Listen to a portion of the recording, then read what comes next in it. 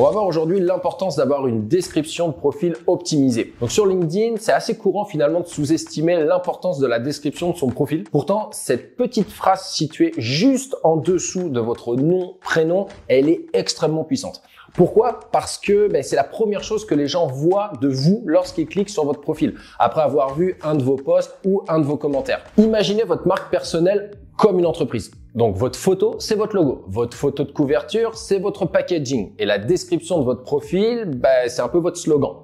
Donc vous avez compris, cette phrase, elle doit refléter qui vous êtes et quelle valeur ajoutée vous apportez. Ne vous contentez pas de dire « Je suis Micheline Dupont, CEO chez Dupont et vous ». Expliquez plutôt ce que vous faites et quelle est votre vision. Utilisez des structures telles que « J'aide X à faire X sans X ». J'aide les entrepreneurs à faire x2 sur leur chiffre d'affaires sans dépenser 3 000 $ par mois dans leur marketing et 25% de leur temps. Ces modèles, ça vous aide à formuler clairement votre offre de service de façon concise parce que vous n'imaginez pas le nombre de fois où je reçois des entrepreneurs qui m'expliquent ce qu'ils font et je suis vraiment obligé de me concentrer parce que c'est très technique. Eux, ils maîtrisent, pour eux, c'est simple et moi, je comprends pas grand chose et je me dis, mais sur un profil LinkedIn, c'est encore pire parce que la personne, elle n'est pas là pour m'expliquer. Donc, si elle utilise du jargon ou des trucs trop génériques, en fait, on swap et ça n'a pas l'impact qu'on aimerait. Donc, si vous vendez des services, indiquez comment vous aidez vos clients et quelle douleur vous soulagez. Moi, par exemple, tout est axé sur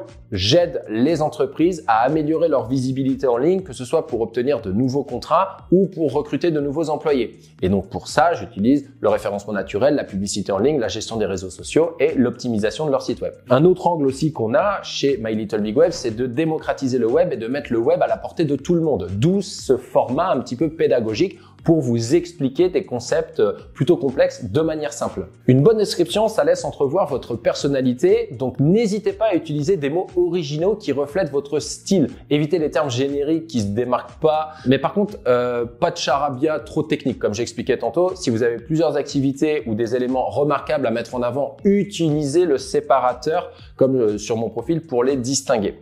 Donc par exemple, vous pourriez dire « J'aide les dirigeants d'entreprise à avoir une prise de parole efficace, ex-Googler ».